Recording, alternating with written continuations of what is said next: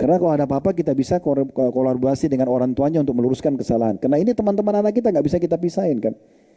Tapi kalau anak itu jadikan musuh, selalu yang ada adalah marah, melotot, bahkan kadang-kadang pada kesalahan yang kecil aja semua dengan marah. Pecahin gelas aja, Bapak Ibu sekalian, tidak ada orang yang sengaja pecahin gelas. Kadang-kadang anak kita tidak sengaja pecahin gelasnya sudah marah. Masa lebih sayang gelas daripada anak? Kan gitu. Ada pernah kejadian, di Indonesia terjadi tuh. Seorang ayah, anaknya masih kecil, ya, dia lagi bersihin mobilnya waktu weekend libur, terus kemudian anaknya belepotan tangannya pegang mobilnya yang habis dicuci. Karena dia marah, dia pegang ada satu besi yang untuk perbaikin, dipukul tangan anaknya. Akhirnya patah tangan anak tersebut, baru dia nyesel. Masa lebih sayang mobil tinggal dilap, pakai akal sehat dong. Kan tinggal dilap aja mobilnya. Dan ingatkan baik anak-anak. Kalau anak kita naik pohon, kemudian yang ibu lakukan dan bapak sekalian marah, kenapa kau naik di pohon gini-gini? Kira-kira apa yang terjadi? Dia tambah takut, bisa jatuh. Oh, anaknya ibu pintar naik pohon, pasti pintar turun. Turun aja. Setelah turun nasihatin, nah ini nggak boleh nak, kalau jatuh gini. Kan lebih baik, tujuannya kan sama, meluruskan kesalahannya. Nah seperti itu. Nah sama tadi dengan masalah ini. Jadi menghadapi suami, menghadapi anak, menghadapi saudara, ayah, ini harus dengan cara yang tepat. Ya. Dan kita yang penting sampai pada target. Kalau perlu bubuhi dulu kita berdoa sebelum kita nasihati. Ya, oke. Baik Ustadz, 16 menit menuju asar, ada 2 pertanyaan lagi, bagaimana Ustadz? Ya, silakan. Nanti saya percepat jawabannya. Baik. Ustadz, bagaimana jika seorang istri bekerja keluar rumah tapi sudah mendapat izin dari suami? Apakah suami tersebut berdosa Ustadz? Syukran, jazakallah khair. Tentu saja tidak. Pertanyaan apakah boleh muslimah bekerja? Boleh. Siapa yang larang dalam Islam? Tidak dilarang. Yang penting syaratnya 2. Halal pekerjaannya dan tidak membengkalikan kewajiban utama. Jangan karena ibu mempunyai profesi di luar rumah lalu rumah terbengkalai. Dari tadi kita 1 jam lebih bahas masalah rumah nih. Ya. Jangan karena kita kerja dari pagi keluar sampai malam baru balik, rumah tidak tahu siapa yang urus. Bahkan kadang-kadang suami makan dilayani oleh pembantunya. Anak-anak pulang sekolah juga kita tidak tahu siapa yang dia bawa ke dalam rumah. Itu jangan, gitu kan? Kalau kita bisa membagi waktu bijaksana, enggak ada masalah. Apa sih yang mau dikejar? Selama kebutuhan kita sudah terpenuhi, saya mau tanya, coba pakai akal sehatnya sekarang. Kebutuhan kita bicara kebutuhan kita. Saya mau tanya Bapak Ibu sekalian, jujur kita bicara. Satu kali kita makan, kebutuhan kita berapa piring sih? 1. Kalau 2 piring sudah kenyang nggak? Kalau 3 piring? Nggak mungkin kan?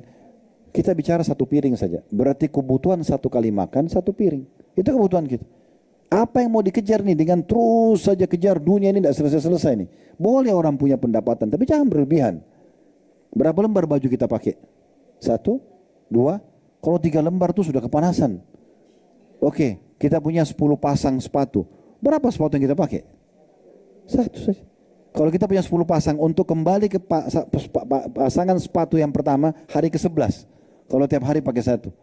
Itu kebutuhan kita. Ini jangkauan tangan kita ini. Nggak bisa lebih dari ini. Jangkauan kaki kita juga ada. Ada jangkauan pendengaran, ada jangkauan. Jangan berlebihan. Gitu kan? Cukup dengan yang ada. Maksudnya, kalau itu hanya sekedar untuk ya kesenangan, cari kesibukan, ya lebih baik jangan. Kalau bengkalikan kewajiban. Tapi kalau suami sakit, anak-anak butuh dibiayai, ibu harus bekerja keras di luar rumah, itu lain lagi kasusnya, gitu kan? Jadi jangan hanya karena berbangga-bangga sama orang gitu. Jangan pernah dengar pujian orang. Ya, ibu kalau sudah menjadi status istri harus sadar kalau ada kewajiban utama. Kata Nabi SAW, istri manapun yang sholat 5 waktu. Ini nggak disebutin sholat sunnahnya ya. Ibu cuma fokus subuh, duhur, asar, maghrib, isya. Anggaplah 5 menit. 5 menit kali 5. Kalau 10 menit itu soleha banget. Ya. Kalau subuh 10 menit, duhur 10 menit itu luar biasa sudah. 50 menit berarti. Masih ada 23 jam plus 10 menit. Gitu kan. Ini sholat 5 waktu saya kata Nabi SAW. Dan disebutnya sholat. Kalau ibu sholat sunnah, kalau sudah status istri, itu sudah luar biasa tambahan pahalanya. Istri manapun yang sholat 5 waktu, puasa Ramadan. Setahun sekali. Gak disebutin puasa sunnah. Senin, Kamis, Ayyamul Bid gak disebutin. Ini kalau dilakukan sudah tambahan lagi. Dan melayani dan juga mentaati suaminya dengan baik. Kecuali pada saat dia meninggal 3 aja nih. Sholat 5 waktu, puasa Ramadan, suami. 1 orang ini saja. Kemas baik-baik nih manusia. Ya. Cari pahala dari dia. Layani dengan baik. Selama bukan haram, iya saja. Iya aja, iya, tidak apa-apa. Karena Allah semuanya lakukan, maka otomatis kalau dia meninggal, dia akan masuk dari 8 pintu surga yang mana dia mau. Dibolehkan masuk dari 8 pintu surga yang dia mau. Iya. Pertanyaan terakhir, seperti yang tadi sudah Ustadz sampaikan, apabila kita sudah terlanjur menggibahi mantan suami, bagaimana cara bertaubatnya Ustadz? Karena khawatir nanti berdosa dan menjadi pemberat di akhirat kelak. Harus minta maaf. Harus minta maaf. Kalau urusan kita sama Allah, kita taubat kepada Allah. Kalau urusan sama manusia, harus kita minta keridhaannya. Dibagi 3 oleh para ulama ya.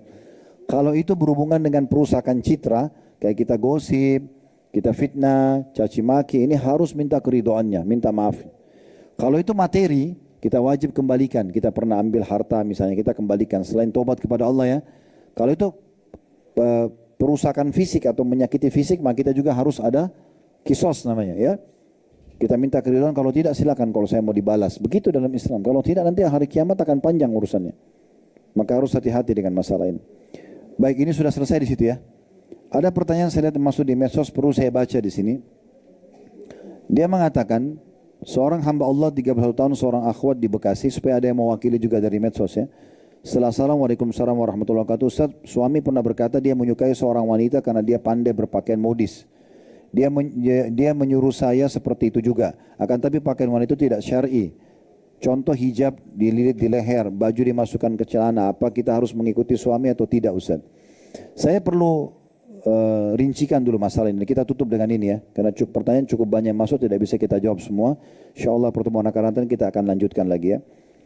Jadi gini, ada biasanya laki-laki itu, kita mulai dari ibu-ibu dulu ya. Kalau ibu terbiasa dengan satu pola sebelum menikah, contoh tidur dengan piyama, ya, celana panjang, baju lengan panjang. Ya. Setelah menikah, suami maunya pakai baju seksi, ya harus ikut suami, harus ubah pola, nggak bisa tidak gitu.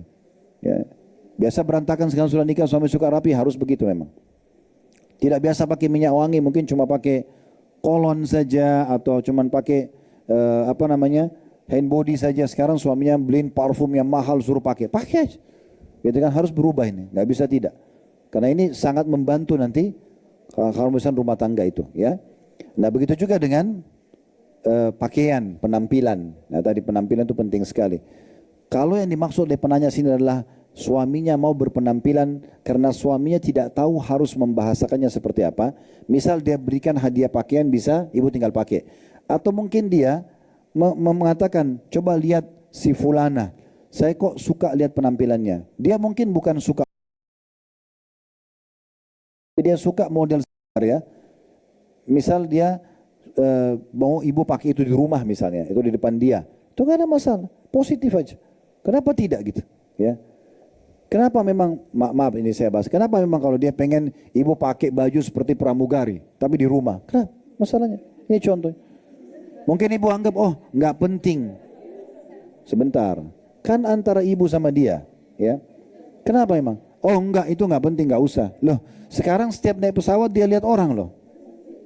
Kalau seseorang, sebentar saya tanya bu, ini kita bicara rasional aja. Kalau seseorang itu sudah kenyang, ibu udah kenyang nih, udah makan macam-macam kayak tadi, masya Allah ada ayam, ada ikan, ada segala macam. Ibu sudah kenyang, ibu ditawarin lagi sate, ditawarin lagi, masih mau makan? Nah sama itu, sama perut, mata, telinga sama. Kalau sudah kenyang ini nggak mau.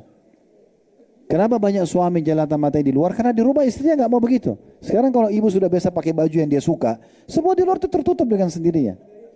Emang sudah begitu. Tapi kadang-kadang orang tidak mau, ya.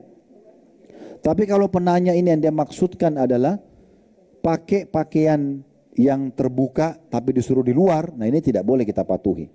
Karena kata Nabi SAW, la ta'ata li makhlukin fi ma'siyati khalik. Tidak boleh patuh pada makhluk, orang tua ataupun suami, pada hal yang berbau maksiat kepada Allah. Nggak boleh. Kalau itu maksiat kepada Allah, nggak. Misalnya ibu pakai jilbab, ibu disuruh buka jilbab, karena saya malu sama teman-teman saya. Itu ibu nggak boleh patuhin. Oh nggak boleh, ini Allah haramkan. Saya tetap berpenampilan seperti ini, insya Allah saya akan jaga wibawa saya dan tutur kata saya misalnya. Nah, seperti itu. Allahu a'lam. Nanti insya Allah akan lebih jauh bahasanya ke depan karena melihat waktu juga. Semoga saja ini sudah mewakili dan mohon maaf bagi teman-teman yang belum bisa dijawab semua pertanyaannya. Insya Allah bahasan kita masalah rumah tangga ini belum masuk ke nasihat satu ya. Ini masih nasihat 1 sampai nasihat ke-40 insyaAllah. Step by step nanti kita akan coba bahas dan rincikan. Termasuk pertanyaan-pertanyaan yang masuk nanti yang belum bisa dijawab atau belum sempat dijawab akan terwakilkan insyaAllah. Kalau ada benar dari Allah, kalau ada salah dari saya mohon dimaafkan. Dan sebelum saya tutup, saya mau menyampaikan kepada Bapak Ibu sekalian, kami punya yayasan bergerak sosial, namanya Yayasan Sedekah Kreatif. Bisa datang ke medsos kami, Yayasan Sedekah Kreatif, dan bisa saya sarankan untuk menjadi donatur tetap. Sehingga semua kegiatan kami membangun masjid, rumah anak yatim, gali sumur, sponsor dai, sponsor para marbot dan imam-imam masjid dan cukup banyak program yang lain itu insya Allah ibu dan bapak bisa ikut. Kami juga punya travel Allah amanahkan Uhud Tour, bisa bapak ibu kalau mau bergabung untuk umroh dan haji insya Allah bisa mendatangi juga medsos Uhud Tournya insya Allah.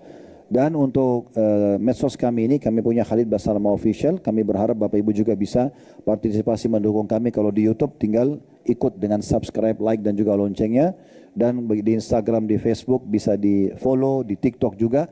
Kemudian ambil semua di situ ada informasi tablik akbar kami, ya ceramah-ceramah kami, ada potongan-potongan ceramah bisa di-share di grup, bisa disebarluaskan dan insya Allah ini Bapak Ibu juga akan partisipasi bersama kami dalam dukungan dakwah ini.